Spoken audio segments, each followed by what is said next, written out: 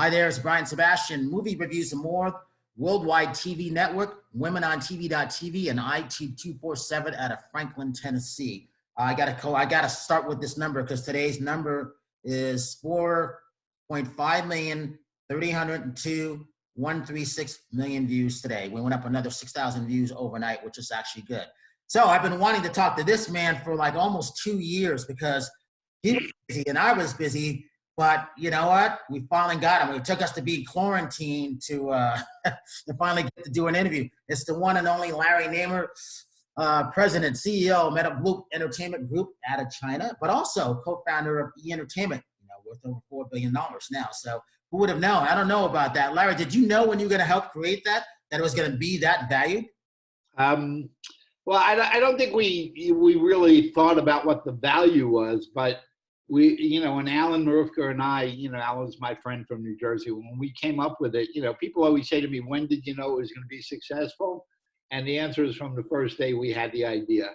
I mean, we just looked at it and said, around the world, people love Hollywood. They love gossip. They love, Kardashian kind of stories and stuff. And there was nothing like it on TV. There was Entertainment Tonight where, luckily you got 20 seconds about a movie and that was it. Nothing really, did a deep dive. And so we just knew that, it was going to be, big. I don't think we imagined it would be this big. I think now it's in about 140 countries. Yeah. And, by far it's the leading, the big term now is influencer. It's the leading influencer for pop culture in the world. Talk about how you became exec producer. Express? How did that happen? And then what led you to China? Because you've been doing stuff outside the US, which I thought was brilliant for many years now.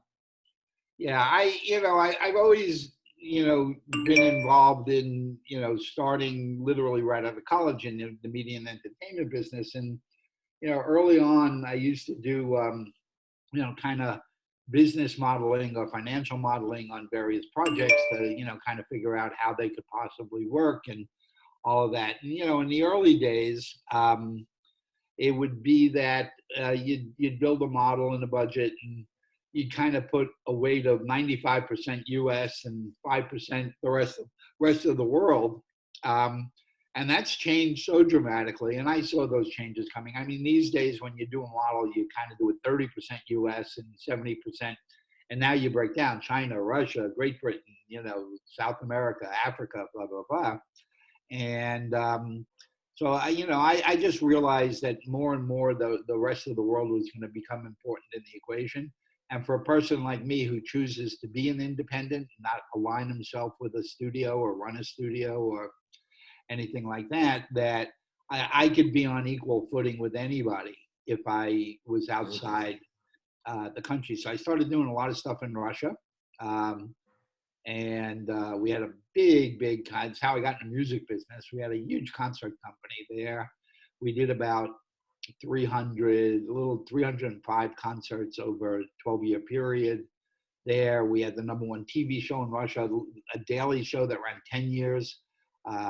We did movies, we did that. And then I started really paying attention to China. And it just looked so obvious to me that, that China was going to become a major economic power. And more importantly, it was going to be a major player in the film business in the world, where you couldn't think of making a movie without somehow thinking about how you can get into China and get in front of that China audience. So myself, Marty Pompadour, Marty was the chairman of News Corp Europe, Rupert Murdoch's partner in Europe, and Jean Zhang, who's a Chinese citizen, lives in Beijing. We formed Metan, and the smartest thing we ever did was when we analyzed why all US companies have failed in China, and a lot of it was because people would take what they do around the world and they'd say, okay, and here we come, and we're going to subtitle this for you in Mandarin, and you'll put it on TV. And the Chinese just kind of laughed, And when I talked to government officials, they said, look, we're 3 to 4 times bigger than you are, and we're really proud to be Chinese. And, if you guys don't want to produce things in our language for our people, then you're probably in the wrong place. And we realized they're right. I mean, we don't do it. I mean, how much French programming do you see on network TV here? You know, we've just recently begun to embrace other cultures, other ethnicities and stuff like that, you know, not to the degree that we should, but, you know, it's gotten better, I think. And, you know, so we just realized that, you know, if we're not willing to do it here, why would the Chinese be willing to do it there? So we started out saying, you know, everything we do is going to have the word China in the equation. So we're either going to produce things in Mandarin for the Chinese audience, or we're going to produce things in China in English, but for Western audiences, but about China. So we got deeply into it, and Metan does TV and films and music and live events and all kinds of stuff. Well, the interesting thing about that, I know exactly what you're talking about. As that martial artist, you know, one of my favorite films was going back to End of the Dragon, Bruce Lee. So I was in Asian culture and customs. So the one thing I did know, you've got to honor the traditions. If you can, learn a little bit, just the basic things of a tradition, even if you're traveling. So I wasn't surprised when you're doing that, because I was watching what you were doing when you were in Russia. I was handling stuff for Hollywood Film Festival in 2015 to 2017. So I knew what you were doing. And I also remember when Jackie Chan first came over and they had Rumble in the Bronx, you know, it wasn't subtitled, which is how it was supposed to be. It was dubbed, which never really worked. And even Jackie wasn't happy with that. So I was one of the first to welcome him when he came over from New Line. And then when Jet Li came over for Lethal Weapon 4, I was right there with him. And I remember doing it at Planet Hollywood. Everybody else went to Mel Gibson and Danny Glover. I went to Jet Li, and I got a photo of just me and Jet just talking. And I'm like, how dare no one come over? This is Chinese history. You know how popular he is in China? And I never forgot that. So I've always paid homage to them then. Yeah, and, you know, it's been fun. You know, for me, I love really diving into other cultures, and, you know, people talk about, you know, career challenges and stuff. Like I say, E was a no-brainer to Alan and I. You know, we looked at it and said, you know, people are going to love this. I mean, if you just looked at newspapers back then when we started, the second most read section in any newspaper was the entertainment pages. And those pages, that was missing from the TV scene. You know, you had ESPN was the sports, and CNN was the headline, and Home Shopping with the ads, but there was no entertainment pages. So we knew that was going to happen. And that, you know, really didn't take a lot of thinking on our part. We knew exactly what we needed to do. In China, it's a lot more challenging to me because, you know, here I am creating programming for a culture I didn't grow up in, and in a language I don't necessarily speak terribly well. And, you know, so you know, I think our biggest success there is we actually did a sitcom. It was called Return to the Village of Good Fortune. It was about the contradictions of modern Chinese life. It's what happens when you have a lot of, when you have incredible economic growth in a very short period of time, and people's social skills don't grow as quickly as their bank account. And, you know, for me, that was amazing because I wrote the story. It was my story. I wrote it. And people said it's impossible. You can't, you know, first of all, you can't write for a culture that you didn't grow up in. And second, comedy is just hard. But that show, we ended up running 70 episodes, 70. And it was nominated at the Asia TV Awards as the best comedy sitcom. And that year, it was the only sitcom from China that was nominated. You know, the awards are done in Singapore every year, and it's in all Asia. And, you know, I thought of the irony of it, saying, you know, the funniest TV show in China is written by a New York Jew.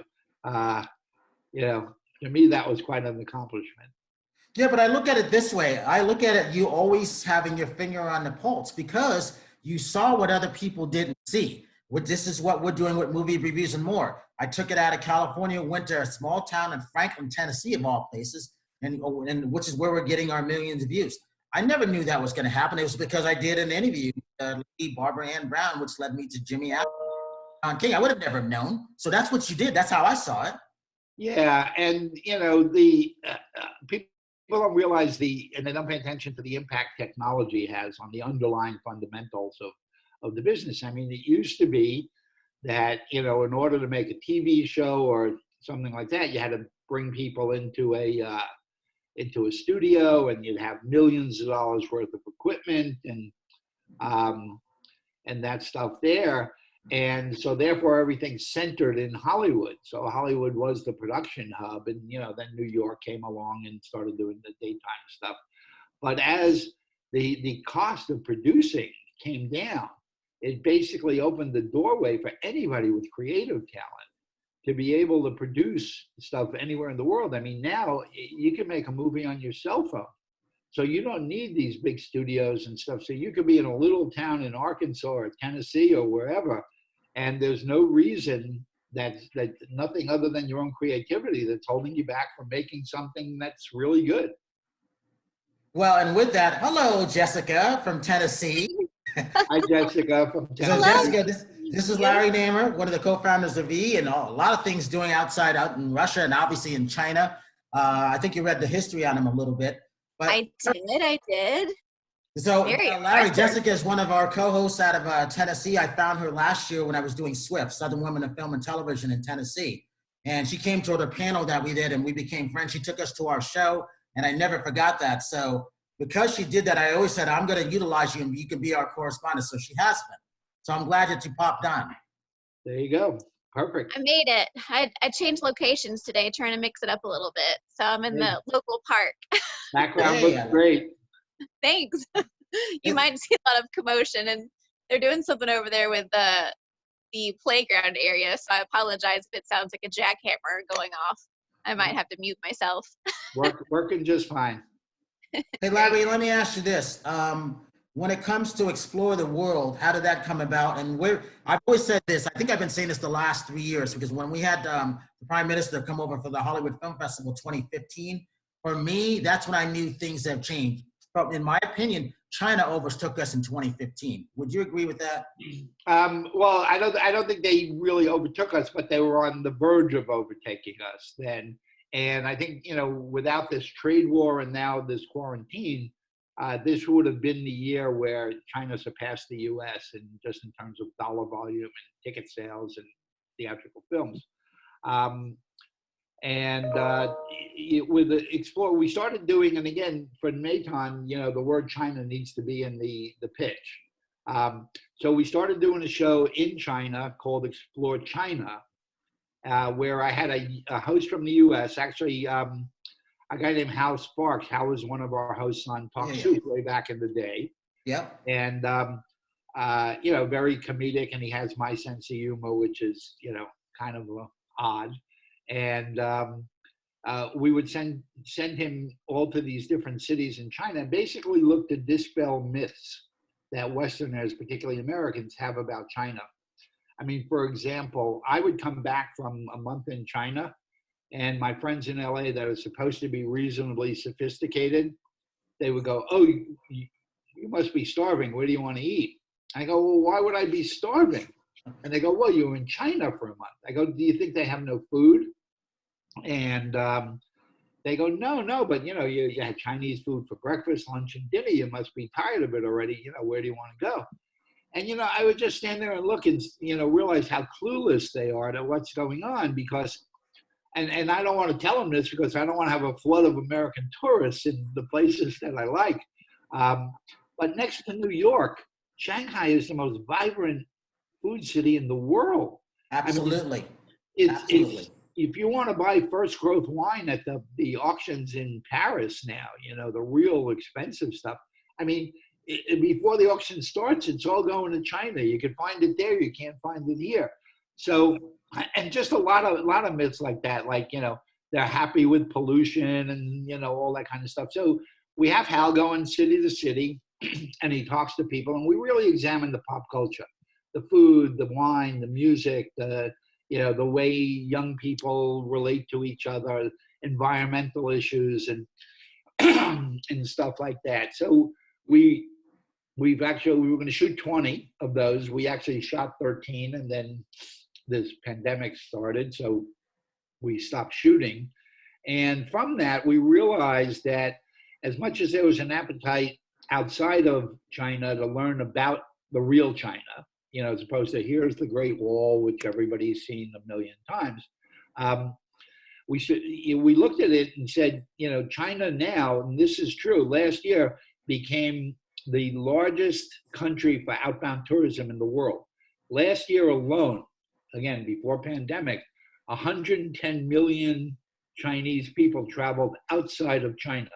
Wow. When you think about it, it's unbelievable. It's like moving Germany, to move them all to Italy. So, we realized that there was this tremendous appetite to learn about new places. So, yeah, they knew about London, they knew about Paris. We said, but there's so much more of the world to explore that we were going to do another show. So we created Explore the World. And Explore the World is, we use a Chinese host, and the show is done entirely in Mandarin. Most of the crew is Chinese from, they meet us from mainland. And we go to different places that are not necessarily, getting a lot of publicity, but we, from our knowledge of China, know that they're going to be interested in. So we were actually we shot Croatia. We were shooting a few episodes there, and people don't realize how amazing Croatia is these days. Everything there is just incredible, and medical tourism is huge there. And for Chinese people, medical tourism is a big, big thing. They like to go place and get their checkup and health and get nutrition advice and all that kind of stuff. And Croatia is amazing for that stuff now. And we were shooting that, and then we learned that the pandemic was coming. And so we just rushed to get our crew back, our U.S. people back to the U.S. and our Chinese people back to China. So we shot 2, we got 2 in the can. And, the idea was to go Croatia, then do Serbia and Montenegro. And after we finished with the Balkans, we would go to, the Middle East, and then we'd go to Africa. And, we were already talking to Nigeria and Kenya and those countries about coming there. And, but, we felt it was more important to get our people home and back to their families before the S hit the fan, so to speak.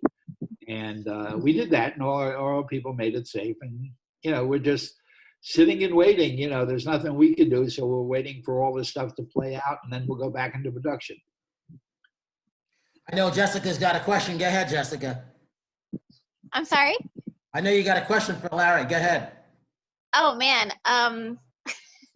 There's just so much that you've been involved in, and I was watching. It was a YouTube clip from a couple years ago. A startup grind, was that? Oh yeah, sure. That was it. Yeah, and I was so enamored with your story, and I love the fact that you literally started underground. Like that's where. I was below the ground up, working in the sewers of Manhattan with my closest friends being rats and roaches and stuff. Right. Like that. Yeah, and I just it just goes to show though that if you I guess what I would like to say is I just really appreciate your drive and the fact that you, despite all of obstacles, you're just like, whatever, I'm learning and this is my interest and I'm going to pursue my interest. Like you said, you weren't interested in economics and you're going to do something else. And so just to pass the time, you started working, and then that's how it started. You started because you said, this is not what I'm interested in right now. Let me do something else. And it all, the cards fell the way they were supposed to because you followed what you felt you needed to. So that's kind of what I just wanted to say to you anyway. People ask where that comes from, frequently as they say, where does that come from? And the answer is, who knows? My mom worked for the Department of Social Services in New York. My father was a Pepsi Cola driver. And, we're the family of immigrants. I mean, my father was from Turkey and stuff like that. And, their aspiration for me was to get a good job and get a pension and retire at 65 and, be safe and secure. And, there's nothing entrepreneurial, nothing creative in the family. Although my parents were smart, they were just, not in those kind of positions. And so no, but we really can't figure out like where it started or where it came from. But, for whatever reason, people say, well, what do you think your major skill is? And, for whatever reason, I can go to any place, different countries and whatever, and I'm smart enough to stand 10 feet back and just observe the way people live and the way people think, and I'm curious about it. I mean, honestly curious. I mean, I want to understand what's going through their heads. And then to be able to take what I learned and then translate it into some kind of media, some kind of content play that, seems to resonate wherever it goes. So. Mm-hmm. Hey, Larry, talk about when did you know that you made it, and also talk about you receiving your Tribeca Disruptor Award at the United Nations. Talk about that last year. It's a funny one, and am I allowed to curse on this? Or yes, go ahead. Okay, to me, maybe E started again.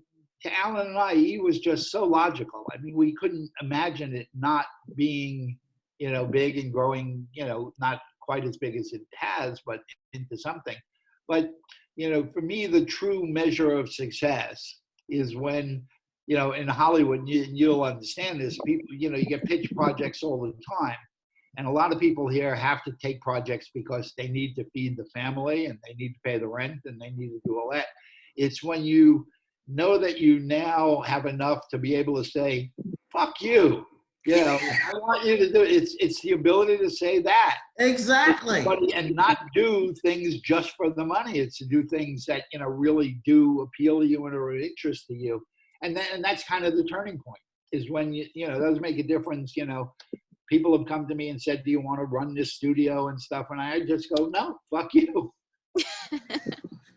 Is it hard for you to turn it off? Not because you've been so driven and because you're constantly coming up with new ideas and new things and new ways to use media. Do you catch yourself just being like, just stop, just give me I just need a moment to breathe, or is it easy for you to go, I'm gonna take a moment, relax a little bit, and then I'll get back to work later? Or is it a constant 24/7 going around and it's actually not. And again, it's another thing that surprises people is my interest is so much more diverse than what my next project is going to be. I think the world is in incredibly dire need of something at this point, whether it be for the environment, the people, the pandemic, rights, all kinds of stuff. And my stuff, I think in the big picture of the world, is not terribly consequential. I mean, we're not curing diseases and we're not saving humanity or animals or anything like that. But for my personal life, it's very easy for me to turn it off. I mean, my real passion is cooking. I love to cook, and cooking is my replacement. I've never been in therapy because I go in the kitchen, and I think the process of of readying things and then cooking them, I don't necessarily eat them, but just that whole thing kind of takes my mind off of it.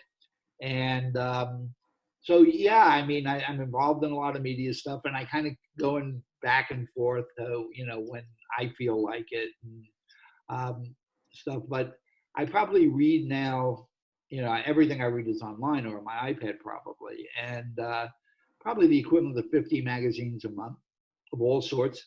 I mean, I can cross stitch and I could crochet now and stuff, because one point I just got so involved in like women's hobbies and crafts that I just read every magazine and every book out there, and then would practice it. And that's kind of what it is. I just get interested in odd things and I just study them to death, and those become my focus. And and then obviously I get back to the TV stuff as often as I need to. Or film. Larry, just in case you didn't know, Jessica used to perform on cruise ships around the world when she's not doing stage, when she's in Tennessee. So imagine that. Well, in fact, my most recent cruise ship contract was out of Asia. So I learned a wee bit of Mandarin. So I can say, "Wo shu, Jessica." I can say that, and "Daja hao." But that was part of the shows that we did, and so I've gotten to experience a little bit of China, some Japan as well. It's beautiful, and I kind of to piggyback on what you were saying, the I love to watch and observe and learn. Just sit back and watch everything, because there's an incessant amount of information to learn about people, their culture, their food, their traditions. It's been a blessing to be able to do that. So I can agree with you too. And that's how you learn. That's how you're always growing. Everybody can always grow, and you can decide if you want to grow or not. But we're always in need of education in some way. Like you said, you're learning to cross stitch and crochet. Yeah, and you know, the one thing that, you know, the big revelation for me is no matter where I go, you know, I find you know, that people are people are people. I mean, 90% or 85% of anybody that I come across, I mean, our interests are common. We want to feel secure. We want to take care of our kids. We want food on the table. We want a roof over our head. There's only like 15%, no matter where you go, 15% is different, you know, and that's because of the culture and the economics and stuff like that. But it really, you know, has shown me that, you know, we are one race. We're the human race. And, you know, instead of people, you know, fighting or disparaging the differences between us, and there are differences, they should be celebrating them. I mean, to me, that's the interesting part of going someplace, is learning about new food and the way people live, and those differences are what make life interesting for me. Mm-hmm. Absolutely. Larry, you never got a chance to say what it was like to be on that stage at the United Nations.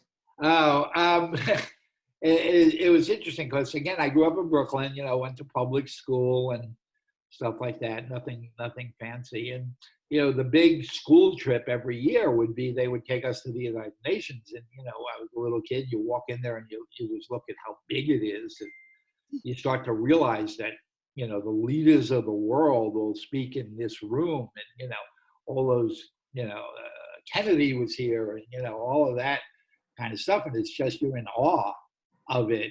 And, you know, back then, in a million years, I could never, ever imagine that, you know, one day I would actually be speaking at the UN in front of, you know, a group of people from all around the world. I mean, it's just unthinkable at that time.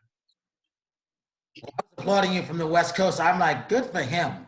Here's a man, in my opinion, who saw something that no one else saw, went to a couple different countries that people had the opportunity to go to, and then ended up making something from it, from nothing.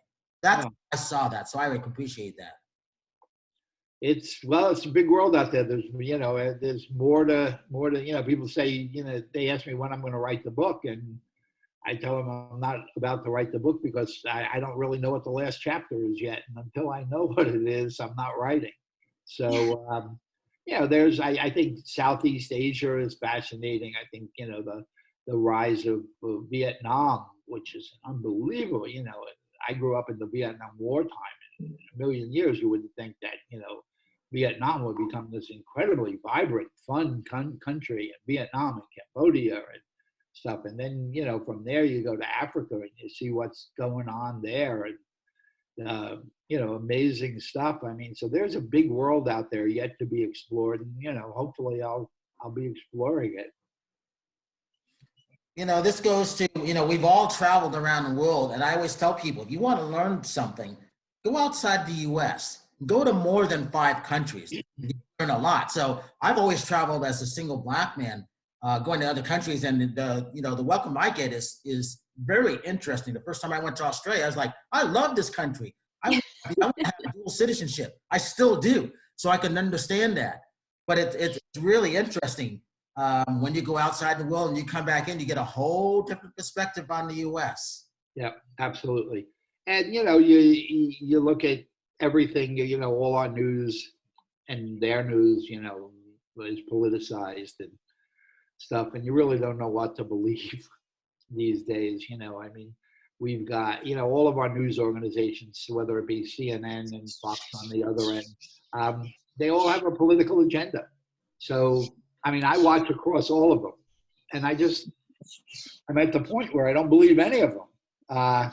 So I think when I get out of the country, you know, when I get to watch BBC worldwide, Al Jazeera coming out of the Middle East, I find the reporting is a little less biased.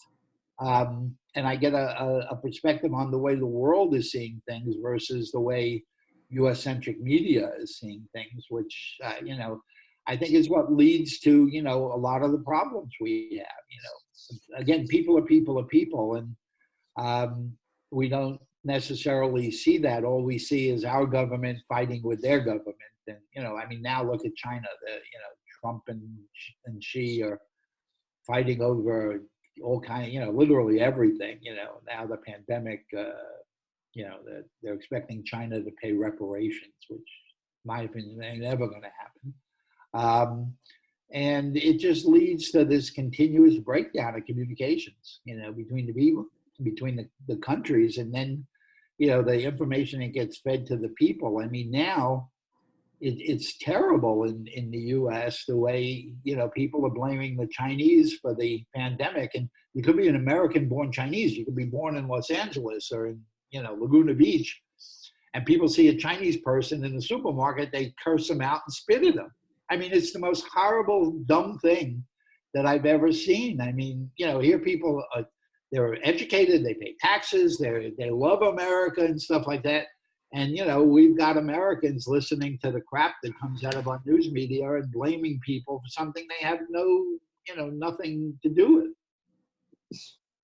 Hey, Larry, what do you see now? What do you see the world of entertainment now that we're all still people are trying to get back? How do you see opening up theaters, and how do you see what's going on in China? Because I'm always watching to see what's trying to do, because they're in it for the long haul. They have the patience.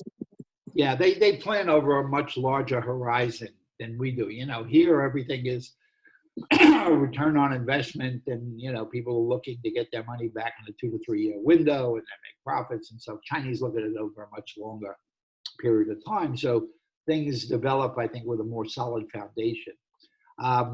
When you get to the world of film, I think a huge downturn in the theater business. I mean, it used to be, I just think of my own thing. It would be like, oh, it's Thursday afternoon, I don't have a lot to do. I think I'll go to the movies. Let me see what's playing. And, you know, hopefully something's playing, and I'll go to the movies without anything really driving me. I don't see myself doing that anymore. I mean, I'm not just going to the movies to be social. I mean, I'll go to the movies because I want to see Star Wars on a big screen or a Marvel movie. And, you know, we now have the rise of the digital platforms, the Primes and Netflix and Disney and stuff like that. And I think the studios are beginning to catch on that you can release things to both windows at the same time, and it doesn't necessarily affect your profitability or opening weekend. And so I think you'll see, you know, the big movies continue to open big in the theaters, the Star Wars and the Marvel films and DC. And but I think you'll see the continual growth of the digital platforms and Netflix and the Primes, and you'll see some others arise, I think. So I think that's going to be a very fundamental change. You know, what do you do with all these movie theaters? I think that a lot of it goes the way of, you know, what happens to all these malls where, you know, retail is not what it used to be. They have to find another use. You know, so a lot of those are becoming, you know, places for all kinds of different activities other than retail stores, because, you know, everybody's gotten so used to, especially now, buying online. I mean, nobody's running out to the retail stores, you know, the brick and mortar stuff. So unless you have to, I don't think people will do it. I mean, I think for the next few years, we're going to see just habits change, you know, human habits change. I think restaurants are another thing, concerts, you know, I'm not running to a concert with, you know, a Coachella with 100,000 people breathing on me.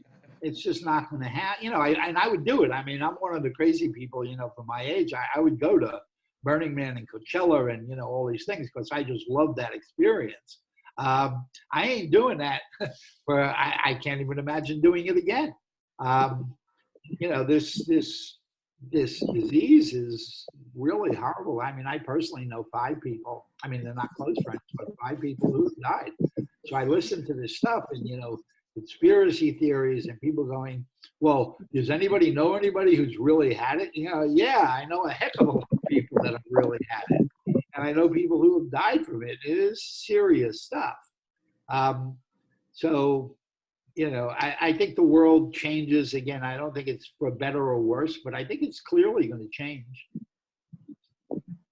Okay, so before we get going, can you give your social media links, and when do we expect to see Explore the World and Well, Explore the World, we're finishing up now, but then again, that's in Mandarin and it'll go on Chinese TV probably the beginning of next year, because I think that's when travel and stuff begin to open up.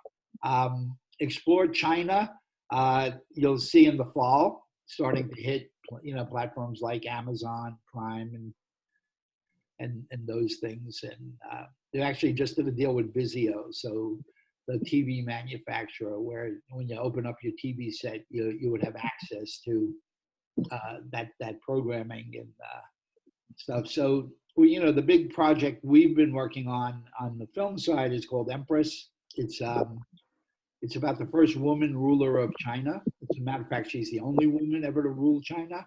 I already want to see it. And it's just an amazing story. You know, when I found it, I said, this is like so timely, you know, because if you move it out of the era, you know, the realm of being a historical film, and you really boil it down to its essence, it's about a woman's struggle to make it in a male-dominated society, which I think is a very relevant subject matter now. So we decided that, this is going back a few years now, I wanted to make this movie using American-born Chinese and Canadian-born Chinese, but making the movie in English. And when I told people that years ago, they laughed. They said, Larry, you can't do a theatrical film and you know, with all Asian actors, it'll never work. You know, and then Crazy Rich Asians hit, and everybody realized they were wrong. And so on that film, we brought in, I found a book called Empress, and I brought in Ron Bass. Ron won the Academy Award for Rain Man. He co-wrote. Oh yeah, I love Ron. He's a great writer. And so Ron wrote the screenplay, and this really does focus, you know, more on, you know, her struggles and, you know, her challenges in ruling, you know, then and now the biggest country in the world, being a woman. You know, where nobody wanted to see a woman doing it. So it's really timely. It's a global theme. We finished writing the screenplay. Took a while to get it the way we wanted it. We've got shooting will start half in China and the other half will probably be up in Vancouver, Canada. And we hope to have that, you know, shot in 2021 and in the theaters in 2022. Last question. What advice would you give someone out of Tennessee, Jessica? Because actresses are going to be auditioning in a different way on camera. How do you see all that going now? Well, I think, you know, you're seeing the refinement. I think if you look at just Zoom, it's so different now than it was even just 3 months ago. I mean, it's much more sophisticated, and you can get more people and you can do more things. You'll see a continuance of that. You'll see other people jump in. You know, the Microsoft Teams has been doing, you know, basically this kind of stuff, this remote meeting stuff for years. Microsoft has been, you know, doing this kind of stuff. And you'll see that stuff continue to be refined. And yeah, casting, most of the casting is going to happen, you know, remotely. I think final casting still is face-to-face. I mean, at least for me, I'm, you know, totally personality driven. Me too. You know, at the end of the day, let my team narrow it down to 3 people for a certain role, but then I want to meet those 3 people, and, you know, I want to see what that dynamic is, and then I want to put, you know, some of the people together with other people in it and see how they relate to each other, whether there's a chemistry and stuff like that. So yeah, you'll see changes, but at the end of the day, it's still a very personal, very intangible kind of thing that goes into the casting process. Yeah, I'm very curious to see even what they're going to do. I was doing some background work last year on some TV and film, and I'm very interested to see what's going to happen with those kinds of situations when there are so many people in one location that would have been required, and what measures they're going to take now moving forward with not being able to have that many people, or, you know, any kind of standards or restrictions that they have to follow. It's going to be interesting. But I think, you know, for the casting directors, the ones that whittle it down from, you know, hundreds to, you know, less than half a dozen people candidates for the thing before they present them to the producer's director. Technology is fabulous. I mean, there's no real. I can basically talk to you and say, is she what I have in my head for this particular role, and say, okay, put her on the short list. So I think it works fine. I mean, I think it actually opens it up to a lot of people who may not be able to afford to travel and stuff. So, can you fly into LA every week?